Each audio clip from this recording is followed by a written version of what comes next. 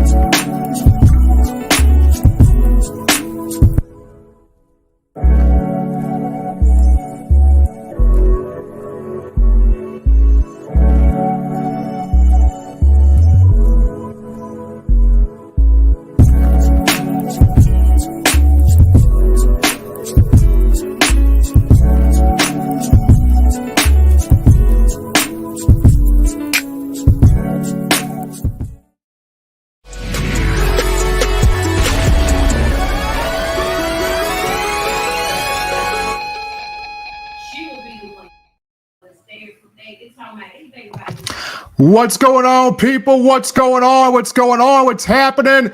Yours truly, Stephen Smith, Touchdown on Bama Magazine right here, giving you, in my own words, right here from Tuscaloosa remotely today due to the weather that's been going on outside. Hopefully all of you guys staying safe, staying warm, staying dry, but we're bringing you the best in Crimson Tide football news, notes, information. Go ahead right now.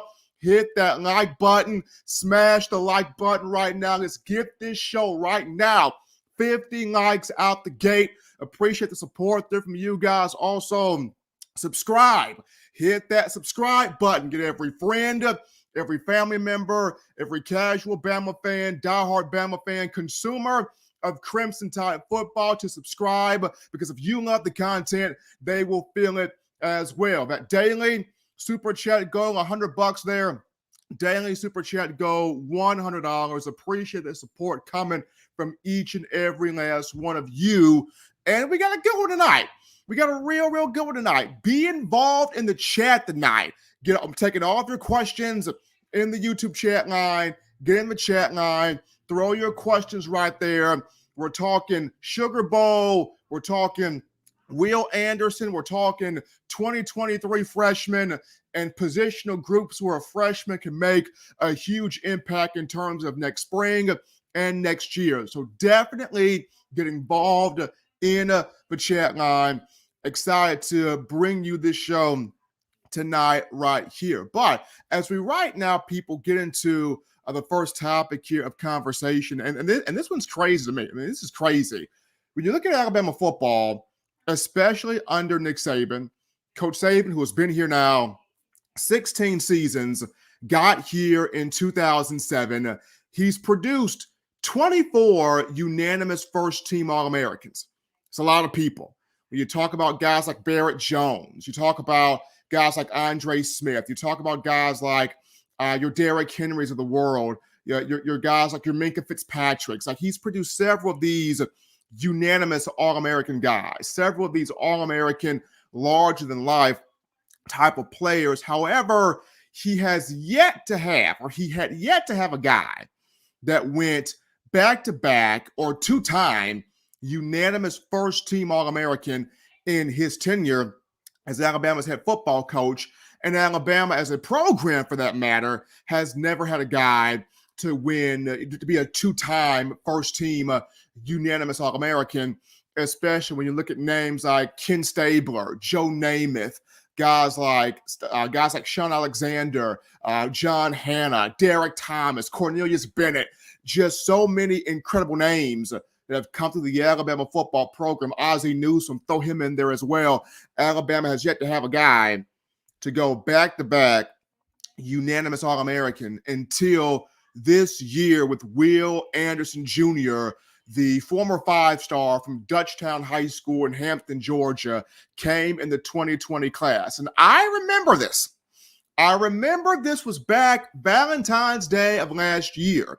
No, Valentine's Day of 2020, where we were shooting the show. We were shooting, in my own words, from the studio in Tuscaloosa. It was Valentine's Day 2020, COVID year. And I was in the studio with a pink shirt on. In the studio with a pink shirt on with roses on the desk. Roses right there. And I remember saying, Will Anderson will be the closest thing to Derek Thomas. And people laughed me to a scorn. Steve, are you on crack? Are you drunk? Are you high? Stephen M. Smith has no idea what he's talking about. There's no way. You can't say anybody is going to be even close to DT. And I didn't say he would be Derek Thomas. Never said he would be Derek Thomas. But I did say Will Anderson would be the closest thing to Derek Thomas. And lo and behold, look at what's happened. Derek Thomas ended his career in Alabama, 52 sacks. Will Anderson right behind him, 34 and a half. Derek Thomas, all-time Alabama leader for tackles for loss. Will Anderson right behind him with 62 tackles for loss. As great as Derek Thomas was, and he was otherworldly, the brother was larger than life itself to an extent.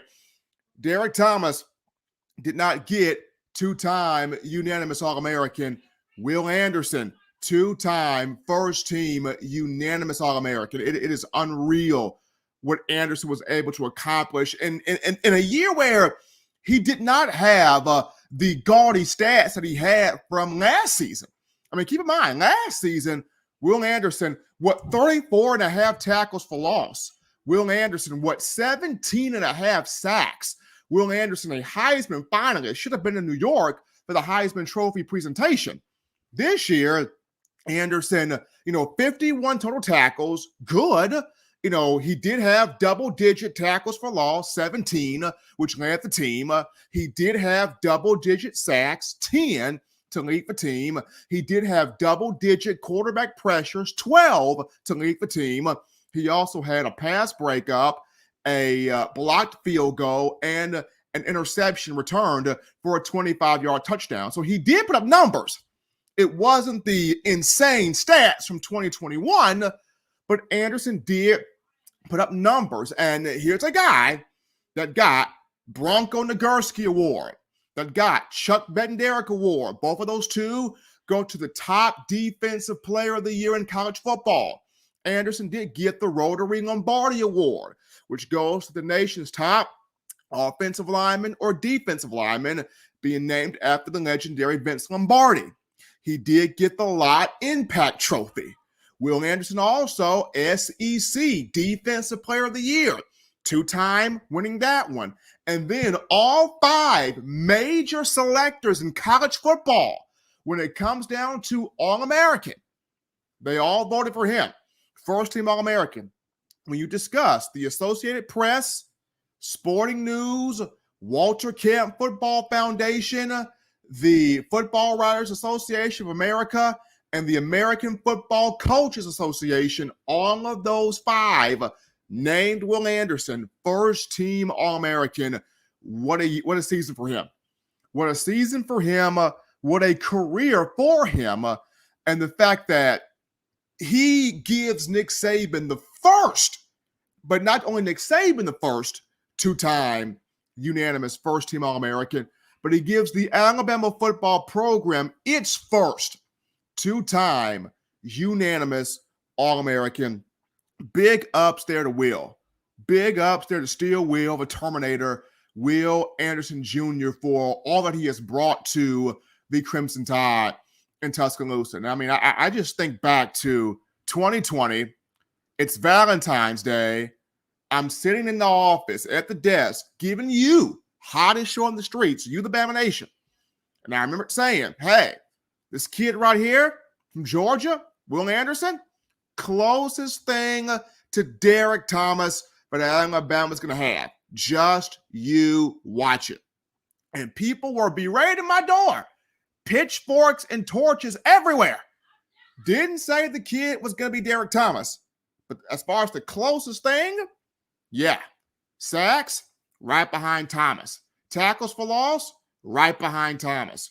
2-time first team unanimous All-American and swept the college football playoff awards in terms of all defensive honors right there that he could have gotten at his position. But before we get into kind of a second topic right here, we're going to get some of your questions here from the chat line. Once again, drop your questions in the chat.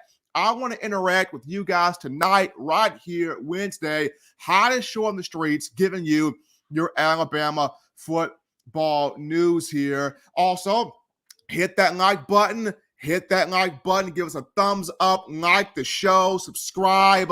We appreciate you guys for all that you do, making this your network, your platform, channel, space to talk Bama football. That daily super chat go $100. Daily super chat go $100 right there. Appreciate you guys as we get to some of your thoughts here, as you guys are lighting us up so far in the show. Appreciate my man, Bill York, Big Bill. Bill from New York, give us that $5 donation in the super chats. Appreciate that love there from my man Bill from New York, helping us out right there. But we get some of your thoughts right now in the chat line. And the first one coming from Conrad Hairlong, who's been thinking along the lines of all of you this offseason. Conrad Hairlong writes in, I know we're waiting until after the Sugar Bowl, but are there any coaching changes coming? Well, Conrad, so far, the one projected to go right now would be Associate Defensive Coordinator and Safeties Coach Charles Kelly. There's been so many reports coming from the Colorado Buffaloes. Their beat reporters are saying that Deion Sanders, Coach Prime, hiring Charles Kelly to join him in the Pac-12 at the University of Colorado. Prime trying to get this Florida State connection back going with Coach Tim Brewster along with Charles Kelly. So right now, the one name projected is Charles Kelly, the Associate DC and Safeties coach, headed to join Coach Prime at Colorado. Now, in terms of after the Sugar Bowl, and a lot of people are wondering, Stephen, what about Bill O'Brien and Pete Golding? What of those two? Well, for Bill O'Brien, his contract ends. It's finished on February 28th, next month. At the end of February, O'Brien's contract is done. It runs out. So Saban may not even fire him. He'll just let the contract run out, and Bill O'Brien will go elsewhere. In terms of Pete Golding, we will have to see. That's the stickiness of it all. And I think Pete Golding's recruiting acumen in the states of Louisiana and Mississippi is the thing that is holding him to Alabama in terms of his coaching spot, just his recruiting acumen in Mississippi and Louisiana. But we will see what happens with Coach Pete. But when it comes down to Bill O'Brien, the contract ends after February. So I think they'll let the contract end, and then O'Brien will pursue elsewhere. But that's Conrad Haralong there giving his thought. We'll get to a couple of more of these guys. Light us up here in the chat, not on the show. Appreciate you guys hitting the like button, showing the love here. Here we go here. Oh, man, so we got the Bama Standard. What in the world? Y'all pay rent in the office building? Well, the Bama Standard, my guys, Justin Riley, Steve Brown, Marvin Constant, Bo Scarborough. With the bad weather happening outside, and of course, in the state of Alabama, we're doing the show tonight remotely, but appreciate all of you guys, the love, support, you guys chatting in here and making this show what it is. So with the weather going on, you guys stay safe, you guys stay dry out there, but we're doing this remotely due to the weather force is going on outside. We're going to get to some more of your chats here. Light us up. Appreciate this, and all that you guys are doing. We got Will, who writes in, anybody opt out in terms of the Sugar Bowl? Right now, Will, I have not heard of anybody opting out. Now, Coach Saban speaks Friday. Bowl prep starts Friday for the Sugar Bowl. Coach Saban will speak to reporters on Friday, so we'll probably get some thoughts from that right there. Now, maybe Coach Saban gives nothing at all. Maybe a reporter is going to ask him, is Will going to play? Will Anderson, will Bryce Young play? Coach Saban will either answer the question straight up, or he'll sidestep the question, as he normally tends to do. But bowl prep begins Friday. Coach Saban will speak to reporters on Friday. So we'll get thoughts right then. Are guys opting out? Are they thinking about opting out? Are they going to full on play? To me personally, I could see Will playing, Bryce Young probably not playing. I could see both of them play because of the competitive mindset. But on Friday, I will be in that press conference with Coach Saban, and we will see what his thought process is. Justin Summerlin kind of giving the same thought here. Is Bryce and Will going to play? Selfishly, I would like both of those two to play. We will see what happens. I could see both of them two playing a couple of quarters, and just getting those guys out of there.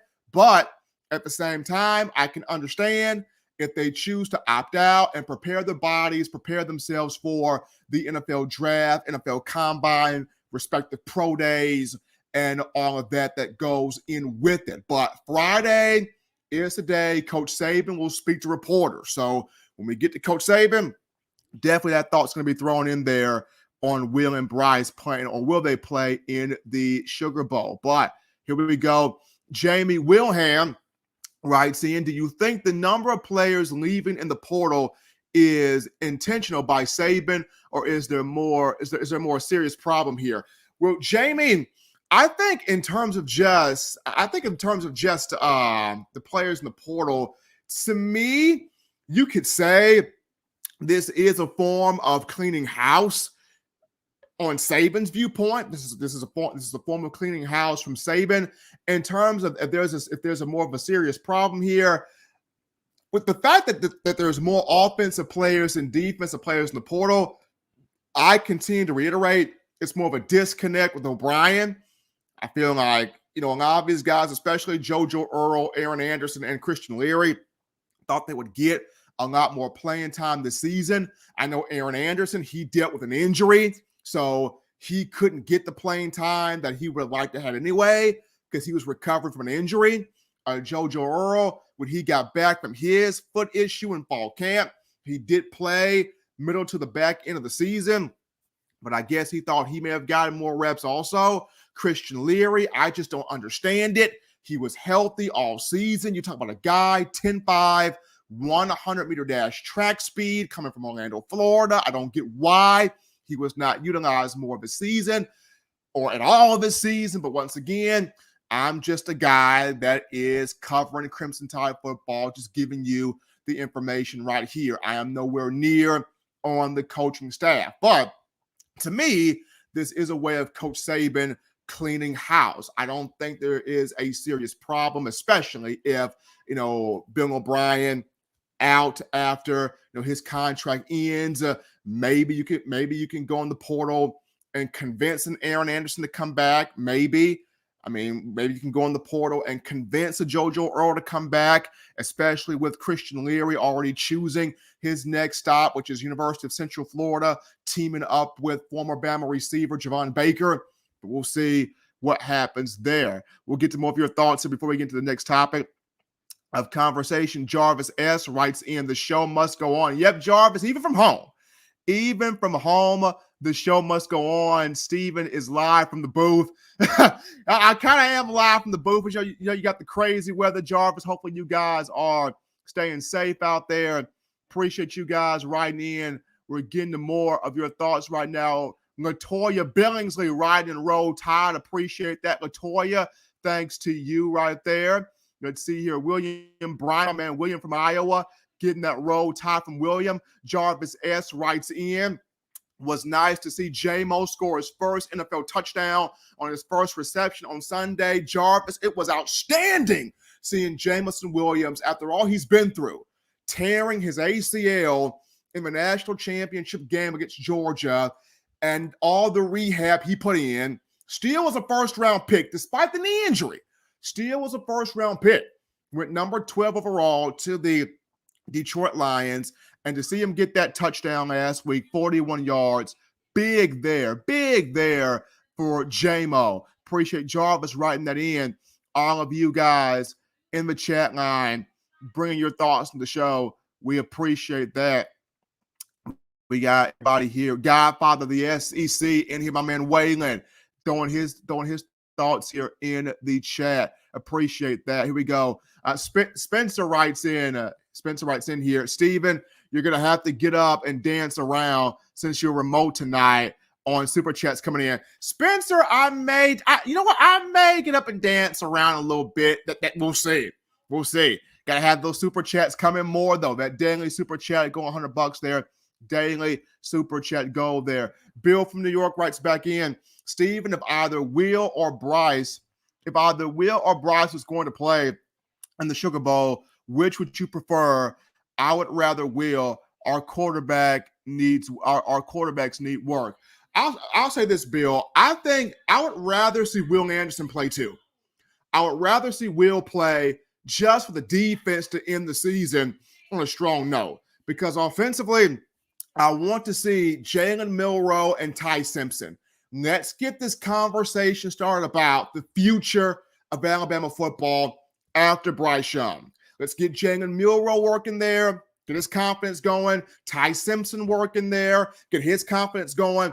Get both guys jump-started into spring ball. Let's see who's got the team, who's got the offense, who's got the controls, who's got the better hand on the playbook, who puts this team in the best position to get back to the college football playoff and win a national championship. So I would prefer Will Anderson over Bryce Young playing in the Sugar Bowl because of the fact that wanting to see the defense finish the year strong, number one, and then number two, let's see what this future is or starting off to be with Jalen Milroe and Ty Simpson here.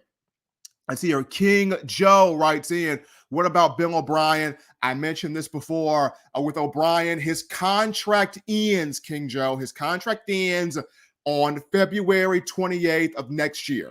February 28th, Bill O'Brien's contract, it's over. It's done. So I feel like once O'Brien's contract ends, they'll just position him out of here. They'll position him out after the contract ends. Joby Hendricks writes in, he writes in, I say we need Garrett Riley now. Joby Hendricks, I love it. Garrett Riley out of TCU, I love it. Brother of Lincoln Riley, TCU in the college football playoff. We will see how TCU does in the playoff. If TCU, by some magical way, wins the national championship, Garrett Riley could be headed for a head coaching job.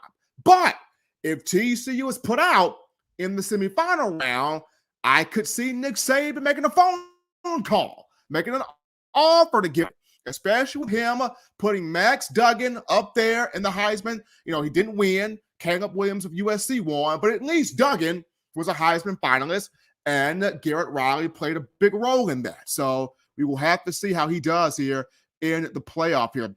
Appreciate Jovi Hendricks writing that in. All of you guys getting your thoughts here in the portal. Appreciate the love. Appreciate the support there from you. Here we go. Are we doing the chat? Are we doing the chat gets answered? Yes, McConnell, get all of your questions in the chat. Get all of your questions here in the chat. We get all your questions right here. We're answering all of your questions here. We got Jovi Hendricks with a $4.99 in the super chats. Joe, I gotta do that fat Joe. Lean back, baby. Lean back, baby. Jovi Hendricks writes in here. Appreciate him. $4.99 in the super chats coming from Jovi Hendricks. Awesome getting that super chat from him. We got Lance writing in here. We got Lance here. Lance writes, Steven, the way it is at Bama right now, can Bama beat Kansas State, or is it a close game? The way it is at Bama, I think Bama can handle Kansas State. Wildcats are tough. Colin Klein, former K-State quarterback, now the offensive coordinator, he's going to try to attack the edge of Alabama's defense. He's going to try to attack the perimeter with stretch plays, zone sweeps, misdirections, end around type things. Bama's got to have a sound gap discipline. They got to be firm in the run gaps, absolutely. But I feel like this Alabama team, can handle Kansas State. They go out there, they play with discipline. They go out there, they play with energy. They can handle this Kansas State team right here. But the Wildcats are a tough bunch, though. Got to give them their credit. They are a tough bunch, though. Let's go here. Appreciate all you guys writing in. All you guys writing in, man. All of you guys getting your thoughts to the conversation. We'll get into a couple more here, a couple more for the next topic. Jarvis S. writes in, Quay Russaw and James Smith have both been crystal ball to Alabama. Jarvis, I think those two are the last two pieces Bama needs. Quay Russaw, James Smith, the duo from Carver High School out of Montgomery. They're mean, they're nasty, they're athletic, they're dominant. I want to see them get it done on the field. But Mack Wilson, former Alabama linebacker, came out of Carver High School himself, has been in the ear of both of these two guys. They're a package deal. You need monsters on the defensive front. Both of these two, Russaw as a linebacker, Smith as a defensive lineman, both monsters. Bama has got to end this class with getting both of those. Absolutely, Jarvis S. We got a thought here from Mechanic. Let's get to it. The word is that the exodus of the wide receivers result of Bill O'Brien. Your thoughts, Steven? Mechanic couldn't agree more. There was a disconnect there with the offense in terms of Bill O'Brien. That's why I'm saying his contract is over as of February 28th of next year. So to open 2023. So I think Saban lets the contract in, lets the contract run out, and Bill O'Brien goes elsewhere. He's not retained. He's not held on. The contract ends. O'Brien goes elsewhere. We get to our last thought here. We're going to get this thought here from Latoya. Let's see, Latoya. Thought I saw you. There we go. We got Latoya writing in. Steven, how would you feel about Derek Mason as the DC? Derek Mason did pretty good at Auburn. He did pretty good at Auburn as Auburn's DC. I wouldn't mind it. I mean, I wouldn't mind it. I wouldn't mind it. Now, my first call would be to be to D'Amico Ryans. D'Amico Ryans at San Francisco, that would be my first call. Offer D'Amico everything in the kitchen.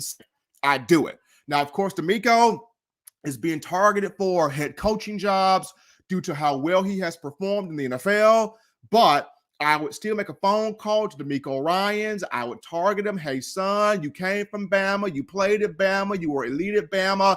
You were a football All-American, an academic All-American. Come home. Now, if you can't get D'Amico, my next call would be to Glenn Schumann at Georgia, former Bama alum, was on Saban's staff to get this run of championship started. Ended up going to Georgia. Bring Glenn Schumann. back in the Tuscaloosa. That'd be my next call. But Derek Mason, Latoya, I wouldn't mind it. Would not mind Derek Mason in Tuscaloosa. But appreciate you guys for your thoughts so far into the show. But that's going to bring us into our second topic here of the conversation. And that being, the top positions for Alabama going into next year, next spring, where I feel like a freshman can really emerge. A freshman from this 2023 class can really emerge. And the positions I'm looking at right now, I look at the offensive line for Alabama, number one, offensive line. I look at the defensive secondary, primarily the safety position. Defensive secondary, primarily safeties. Number three, I look at the defensive line, absolutely. And number four, I look at the wide receiver position, number four. Now, running back position with Richard Young and Justice Haynes, they cut from a different cloth. They are built, they are sculpted, they can ball, they can flat out play. I think both of those two will be in that mix there for playing time. But just in terms of the running back room, where you've got Jace McClellan coming back and Roydell Williams coming back and Jamarian Miller coming back, and could we possibly see even Jahmyr Gibbs come back? Now, if I were Jahmyr Gibbs, I'd go ahead off and go to the pros, but you could possibly see Jahmyr Gibbs come back. So the running back room, you got depth there. But in terms of just positions where guys could come in and make that immediate impact as freshmen, I look at the offensive line, absolutely. You got to have, you're losing Tyler Steen to the next level, so you got to have an offensive tackle. You're losing both of your guards. Well, you already lost one of your guards, and Javion Cohen to the transfer portal. You're losing your other guard, and Emil Ekiyor Jr. to the NFL. So you have to find two guards and a tackle. So any one of these freshmen, here's your shot right here on the offensive line. You look at the defensive secondary, primarily at safety. Jordan Battle, DeMarco Helms, both gone to the NFL draft after the bowl game. So a freshman could rise here in the secondary at either safety spot or both safety spots for playing time. You look at the defensive line. Alabama, DJ Dale off to the NFL. Byron Young off to the NFL. You could lose Justin Aboigbe if he does not choose to use his fifth year and come back, as he dealt with that neck injury, had a little neck procedure during the regular season. So defensive line, a spot where a freshman could make an impact. If you look at wide receiver, with Aaron Anderson, with JoJo Earl, Christian Leary, and Trayshawn Holden all gone, here's a shot for a receiver, a freshman receiver, somebody in this 2023 class at wide receiver to have an impact. But starting this thing off with the offensive line, Bama's got some monsters in here up front coming in. When you look at guys like Olas Enganin, Miles McVay, Raquez McElderry, Wilkin Formby, Bama's got dudes coming in here on this offensive line. And I remember when we had Miles McVay from East St. Louis on the Bama Standard with Justin Riley, comedy legend Steve Brown, all SEC linebacker legend, former Bama legend Marvin Constant, two-time national champion and USFL champion Bo Scarborough. Miles McVay was on the Bama Standard, and he said, I'm coming in here to be physical, to be nasty. I'm coming in to take what's mine, running the football, getting back to that being in your face, in your grill, knocking you on your butt, making plays right there. So Miles McVay is already talking like this. He's already talking like this. And he mentioned, I want to take on Dallas Turner when bowl prep starts. Miles McVay is on campus for bowl prep. Wilkin Formby is on campus for bowl prep. So this is an offensive line coming in. They want to reset the culture. They want to get that nastiness, that dominance, that physicality, that I'm going to mow you down back into the program. And having this offensive line class in here like this, a lot of those freshmen, they're going to have a chance to come in here and show what they can do. And so we flip this over to the defensive secondary. Jordan Battle, DeMarco Helms, both pursuing the draft. Here's a shot for a guy like Caleb Downs, 5-star from Georgia, the #1 safety in this class. This is the first time since 2012 when Alabama got Landon Collins from New Orleans, Louisiana. This is the first time since 2012, but Alabama's bagged the #1 safety in a class, and Caleb Downs is ready. He's coming in here ready. He said, hey, I'm coming to chase a ring at Alabama. He's ready to come in here and do this thing. You look at Caleb Downs, you look at Jaleel Hurley, who can play corner, but can also play safety. Young man out of Florence, Alabama. The brother can ball. You look at a guy like a Bryson Hubbard. Yes, he played quarterback, but he's going to come into Alabama as a safety. He's a 3-star, but we've seen a lot of 3-stars that have turned out to be great in Tuscaloosa. Josh Jacobs was a 3-star, turned out to be a flat-up baller in Crimson and White. So you look at Bryson Hubbard. You look at you look at those three. Right there can be real critical factors in the secondary. You even look at a guy like a Tony Mitchell who can play safety. He can also play star. So this defensive secondary, a freshman has a chance to come in here, ball, be special, be productive. On the defensive line, you look at a guy like a Keon Keeley, could come in here as a DN, start, long arms, wingspan, athletic, got crazy physical gifts. Of course, we want to see this transition on the field, him being special on the field, him becoming elite marquee on the field. Absolutely. But the gifts are there, the traits there as a potential, as a defensive end. Keon Keeley. You look at a Yoanci Pierre as a pass rushing specialist. You look at him on that defensive line. Could really be something right there. You look at a Hunter Osborne coming from Hewitt-Trussville High School. Here's a kid right here. Has a shot, can play, can be something really, really good right here. You look at a Jordan Renaud coming over from, I believe, Texas. Here's a kid right there that has a chance to start here potentially on this defensive line. And then if Alabama can land James Smith, if Alabama can land a James Smith from Carver, he could be something. I mean, folks, defensive line, a freshman could come out of this group and get starting time.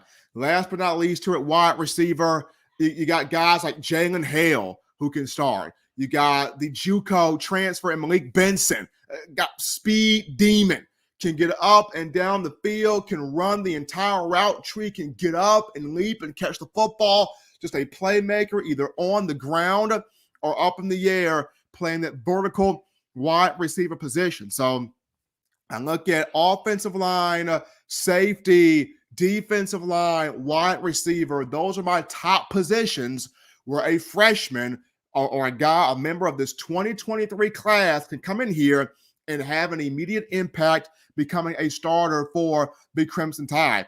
A running back could also be an impact player. I'm not counting out Richard Young or Justice Haynes. Absolutely not.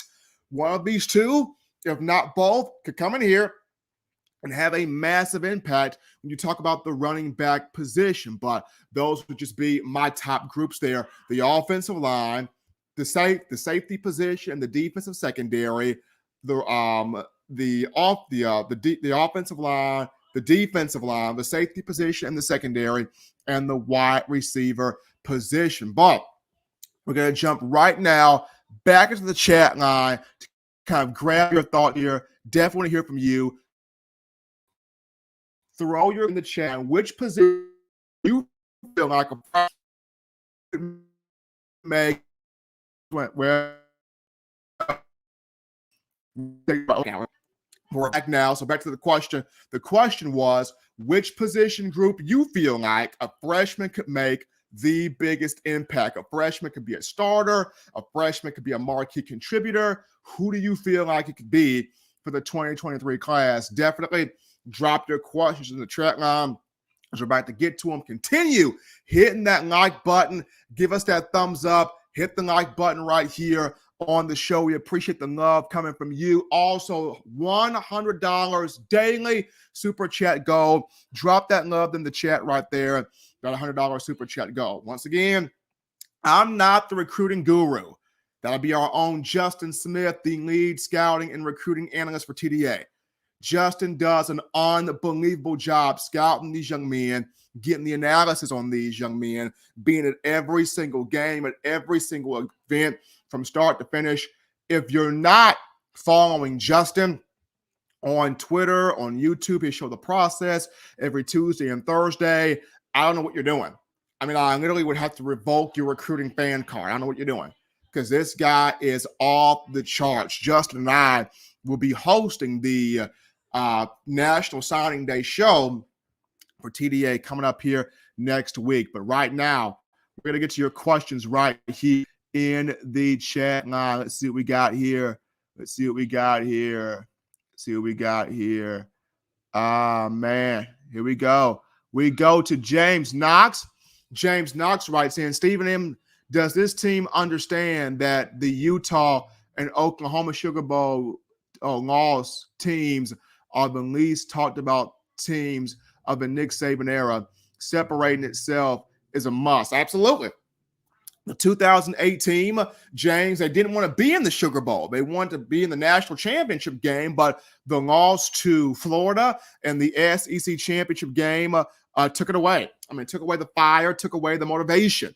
And those guys got waxed by Utah. And in the 2014 Sugar Bowl, off the 13th season against Oklahoma, Alabama had the kick six thing that happened in the Iron Bowl against Auburn. Those guys did not go into the Sugar Bowl prepared, with the exception of Derrick Henry, who had a big game to end his freshman year, and you get beat by Trevor Knight in Oklahoma 45-31.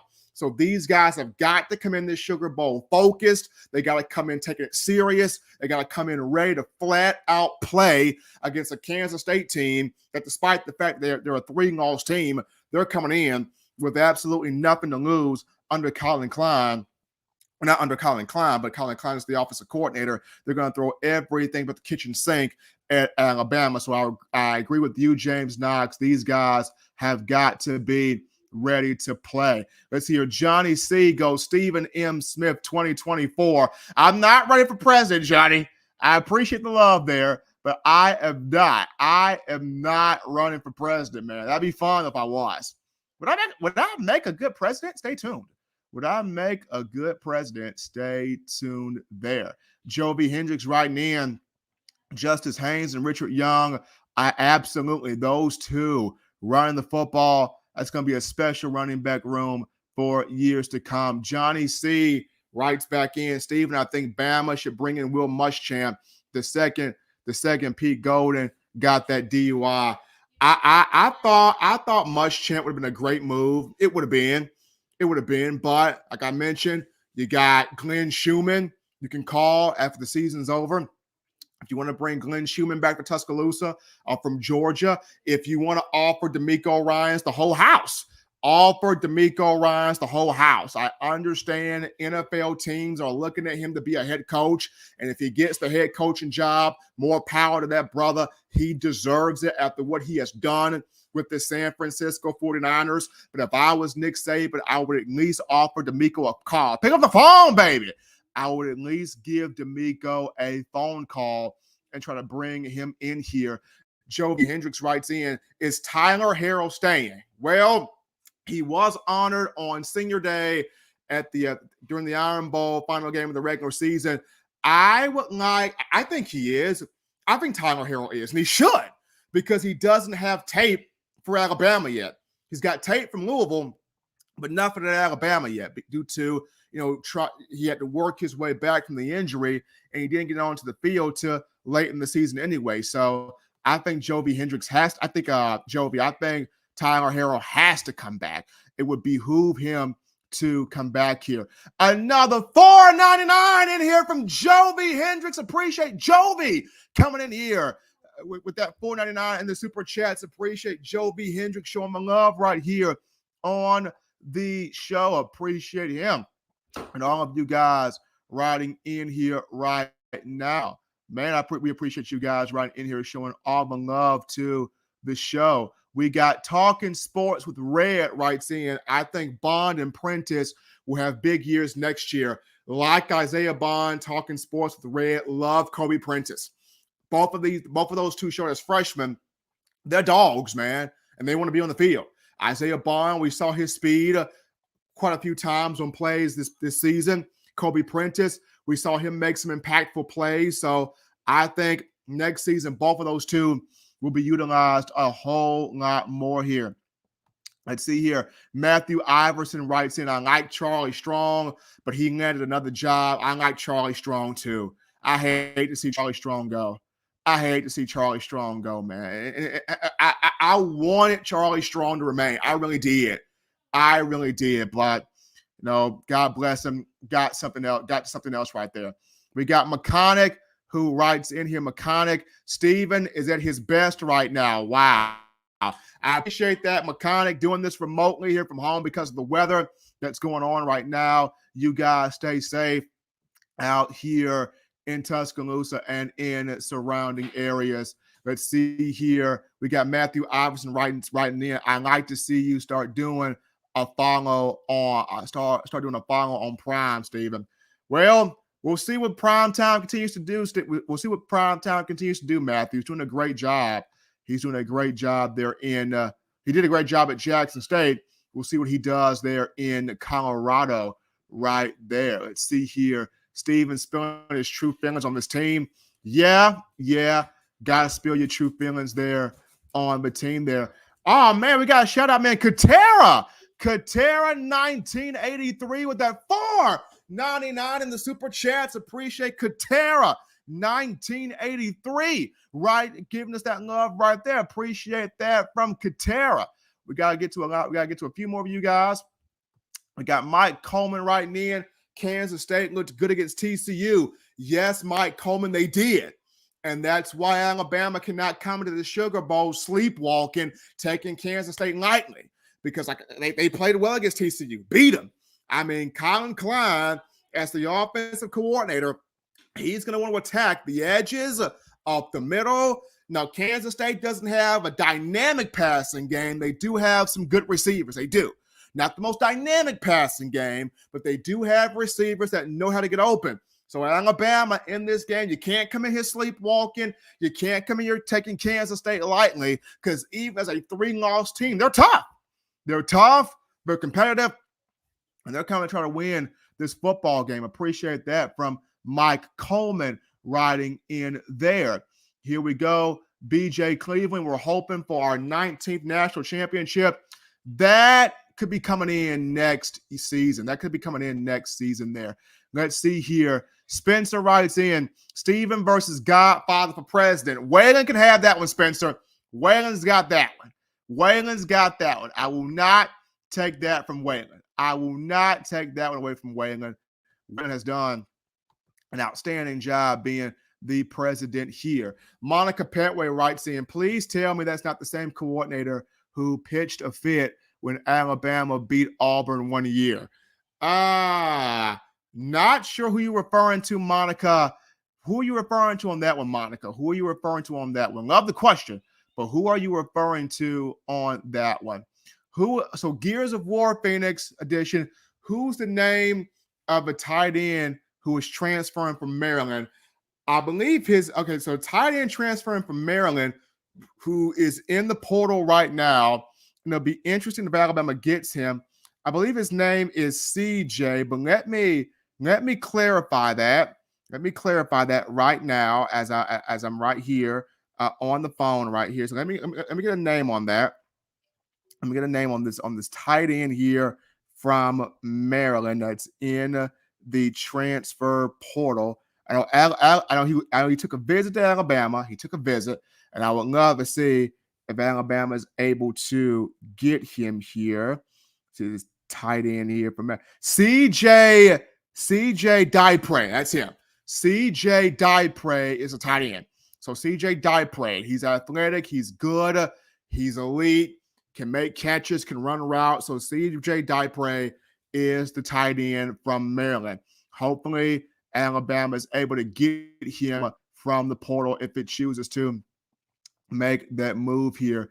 Let's see. Man. Jovi Hendricks writes in, Steven, you got to get my cousin David Papa Cherry Palmer on the Bama Standard, bro. Legends.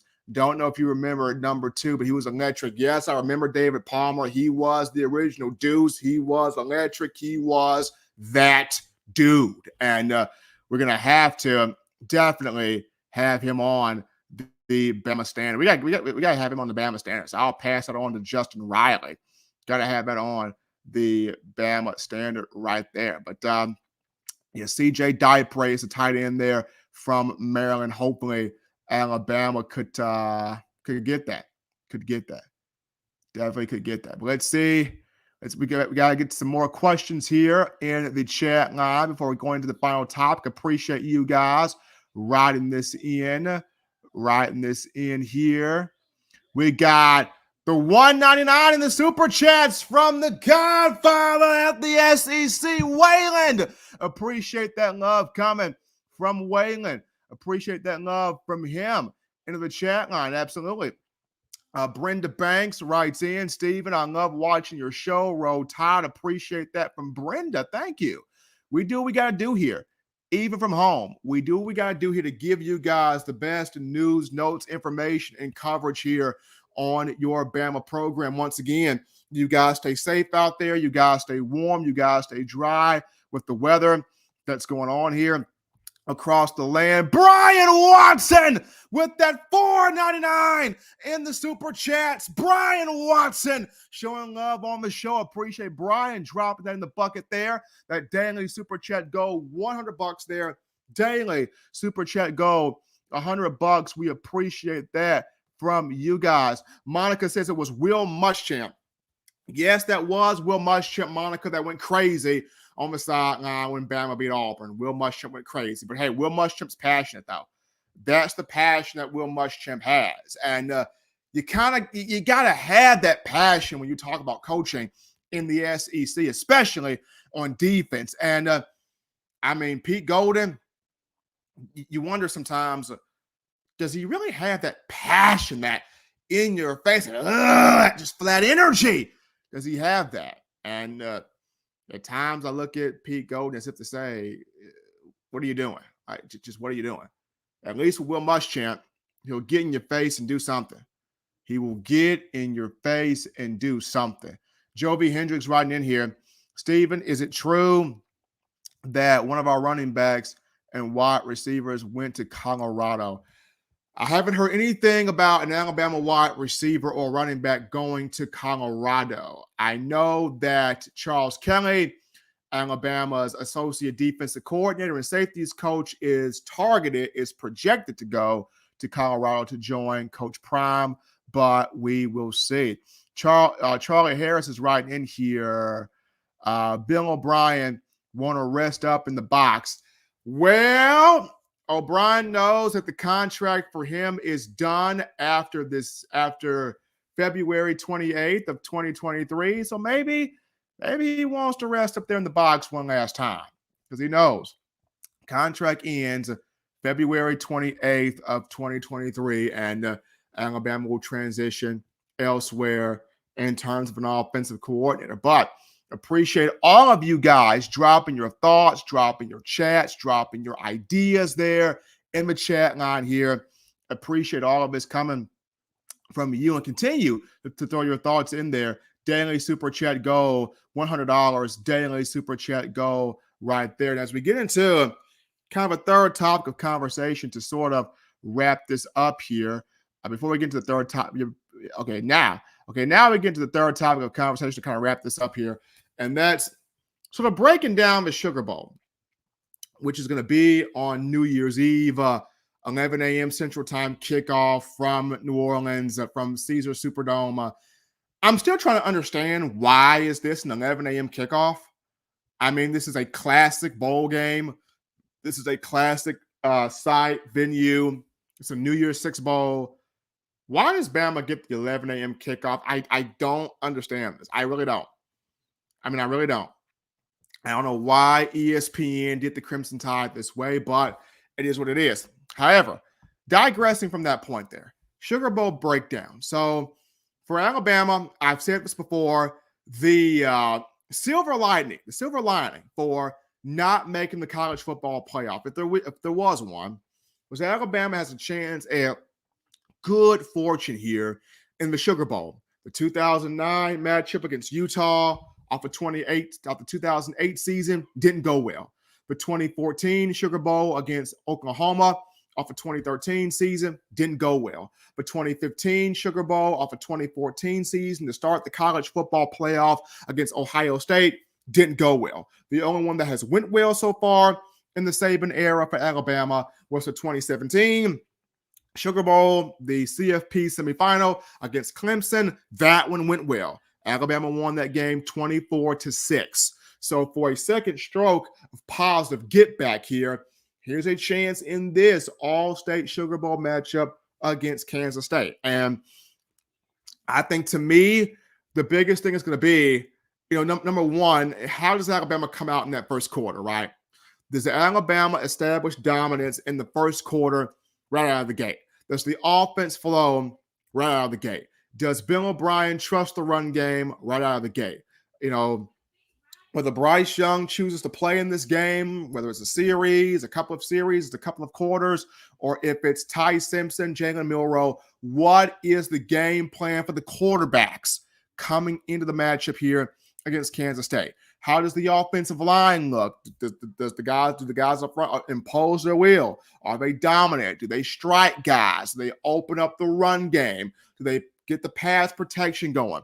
The receivers in this matchup, do they catch the football? Hold on to the football, make plays after the catch, run the right routes, execute the plays on the field. And when you look at defensively, does Alabama come out with that energy, with that intensity, with that mindset of we are going to get after Kansas State? We're going to shut down the run. We're going to get after the quarterback. We're going to create sacks. We're going to create turnovers. We're going to end the season on a high note. We're going to end this season strong. We're going to get that 11th win and end the year being ranked in the top 3 in terms of the AP poll. Because to me, I feel like you end this year strong with the Sugar Bowl victory. Look at the confidence that you jump in the next spring with. You jump in the next spring confident in, okay, especially if Milroe and Simpson play well, you jump into the spring with confidence of, okay, we got 2 quarterbacks that we can trust, but let's see which one gives us that little bit of an extra edge in terms of our goal, which is winning a national title. So if both quarterbacks play well, you enter spring with a lot of confidence. Your offensive line plays well, you enter spring with a lot of confidence, especially with new guys as freshmen coming in that will look to find spots on the offensive line. If your defense plays really well, you enter next spring with confidence of the guys returning, like your Chris Braswells, your Dallas Turners, your inside linebackers like Deontay Austin, Kendrick Blackshire, your cornerbacks, Eli Riggs, should you choose to come back, and Khalid McKinstry, among other defensive backs. So defense plays well. You enter next spring with a whole lot of confidence, and this is what Alabama needs to have happen here on the field. So just me personally, I think the biggest matchup in this game, I really do. The biggest matchup in this game is going to come down to the trenches. Alabama's offensive line, Kansas State's defensive front. K-State's front is scrappy. They are a scrappy group. We saw them get after TCU. And TCU, under Garrett Riley, one of the most explosive offenses in college football, and Kansas State forced turnovers off TCU. They scrapped with TCU. They took Max Duggan at times out of his element, completely out of his element. So this game, like a lot of games, it's won in the trenches. Alabama's defensive front, can it get to the passing game of Kansas State? Can it shut down little Vaughn, the running back at 5'6", 5'7", and he shifty, quick, can bounce off tackles, can make plays, can hit the holes, tremendous vision. Can Alabama limit him, neutralize him, hold him from breaking loose out there on the field? And then in terms of Alabama's, offensive line, can it hold up at the point of attack against K-State's scrappy defense? Can Alabama's offensive line set the tone with having a strong, consistent rushing attack with Gibbs, with McClellan, with Rodell Williams and Jamari Miller. And then can it hold up in the passing game, giving the quarterback time to get the football up and down the field to those playmakers? But we're going to see, folks. Sugar Bowl is on New Year's Eve. We will see. But as always, Bama Nation, appreciate you guys. Greatly appreciate you guys for all that you do and making this your show, your network, your platform, your channel, your space to talk Crimson Tide football. In my own words, yours truly, Stephen Smith of TDA, doing this remotely today due to the weather that's going on in surrounding areas. And you guys stay safe out there on the road, stay safe and home as well. But as always, you want the best in news, notes, information, and coverage on your favorite program. You can get this by accessing the Touchdown Alabama Magazine app. Now, you download the app from the iPhone App Store if you're rocking Team Apple, Google Play Store if you got the Android phone. For your audio needs, check us out, iTunes or Apple Podcast, Spotify, Stitcher, Spreaker, TuneIn Radio, Overcast.fm, or iHeartRadio. We got you covered right there. The good and gracious Lord sees fit. I'll be back in studio on Friday, continuing the conversation that is Bama football. Remember, Tide fans, you can purchase individual copies of Touchdown Alabama magazine. Have those sent to your door. That link found in the description. If you're trying to get the fresh edition, print edition of TDA, the magazine, you go to touchdownalabama.com. You click join, become a member or a subscriber today. That link in the description. Guys, shout out you guys, the incredible fans of Bama football, for all the super chats today, for everybody chatting in the chat line, really letting your voice be heard here on the show. We do not take that lightly.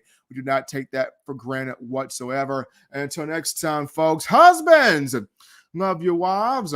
Wives, appreciate, value those husbands. Children, you guys continue doing the right thing, good thing, fun thing, smart thing, legitimate thing, to not be bored there. You get yourself those 3 hearty meals a day, those 3 great laughs a day. You protect yourself, people. You protect the loved ones around you. Until next time, folks, I'm your man, Stephen M. Smith, and you've been listening to In My Own Words.